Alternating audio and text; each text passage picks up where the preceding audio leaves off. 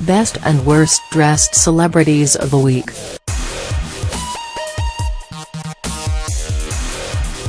Getty Images. Getty Images. Getty Images. Getty Images. Getty Images. Getty Images. Getty Images. Getty Images. Getty Images. Chris Jackson. Getty Images. The Good. Sometimes all you want is a lovely black gown with about $1 million of jewels slung around your neck, and that's exactly what Diane Kruger is delivering. It's contemporary thanks to her enviable bob and the unusual sleeves, but still quite classic, and that ginormous yellow diamond is certainly timeless. Question: are we starting to see a touch of younger Sharon Stone in Diane? We're definitely seeing a bit of dot to the Elle ganger. P.S. The dress is a custom Jonathan Simkhai. The Good. Fan Bingbing shut the can red carpet down in Atelier Versace. The dusky blue gown stops short of being overtly Cinderella thanks to the interesting metallic grid under the frothy tulle, and we're loving the fan ruching that runs from knee to navel. Fan wearing a fan-themed gown, we're fans. Bonus Good. Oh. And Fan looked like an overlord of fashion in red Valentino this week too. Something about this body cape of a dress makes her look like a humanoid robot that would glide through life as if on rollers rather than feet, but we're still into it. The Good. To anyone who thinks women over 45 should immediately crop their hair and yank on a cardi, may we present Exhibit A. Isabelle Huppert is 64 years old and proves that great style is all about dressing in what makes you feel amazing, not what we're told by magazines and shop windows is for our age.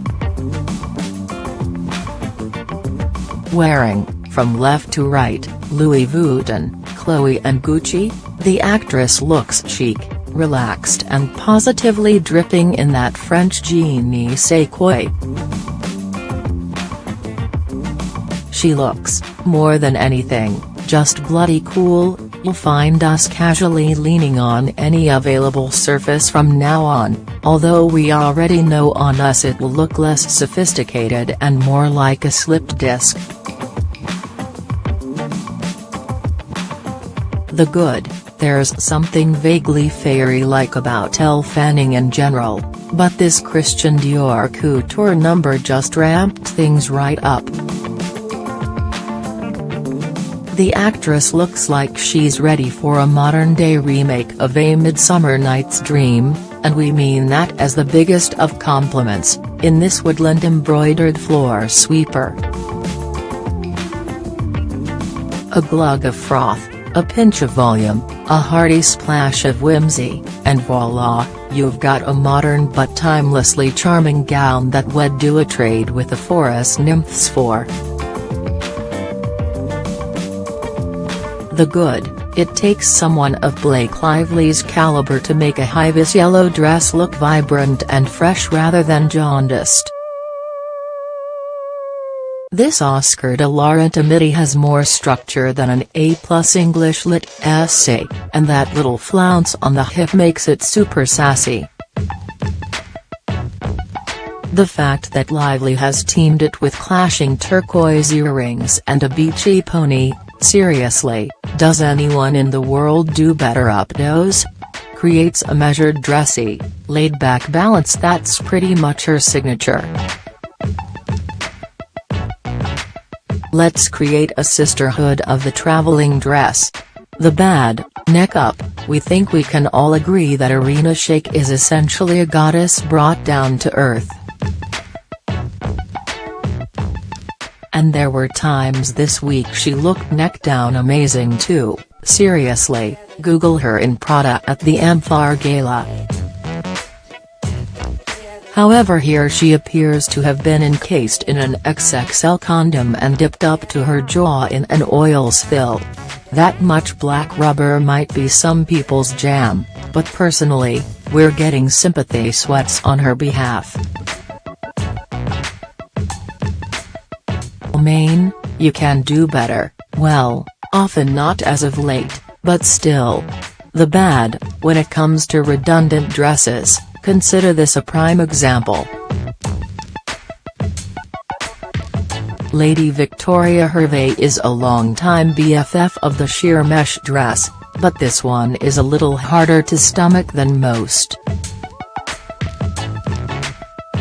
Primarily because the print seems to have been inspired by the delightful texture of tripe, albeit crystal encrusted, the Mariah Carey of gut linings, if you will. Despite your hopeful expression, it's a thumbs down, sorry Vic. The bad, this top looks like the kind of thing a side character in Making a Murderer would have worn on a date night at Applebee's Brewery's 1985 conviction.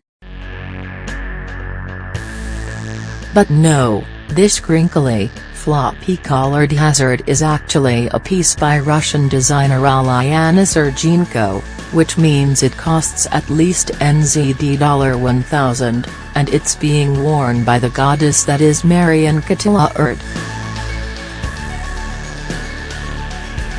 Someone call SNL, because we'd like to see this on Kristen Wiig next time she guest stars as a busybody admin assistant circa 1979. Bonus bad, speaking of swampy, sloppy-collared looks, and that wasn't the only sack-like top Marion wore this week, this one's by the usually on-point self-portrait.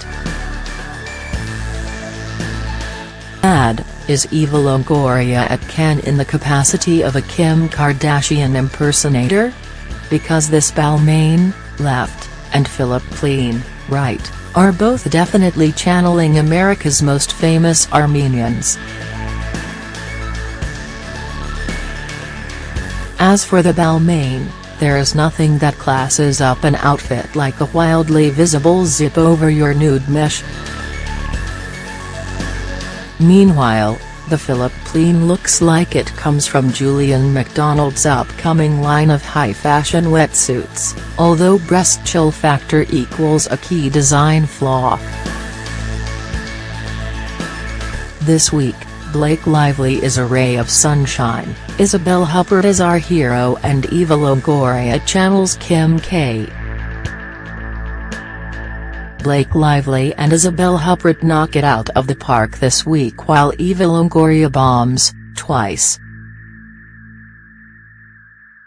In this weekly Fashion Fest, we only bring you the horrors and the hits from the red carpets and only cover events where celebrities know they'll be snapped and critiqued for their fashion, so no Britney leaving Macca's in her trackies.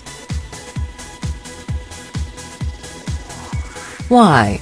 Well, because all humans, even celebs, should be allowed to look rubbish while packing a quarter-pounder, testify.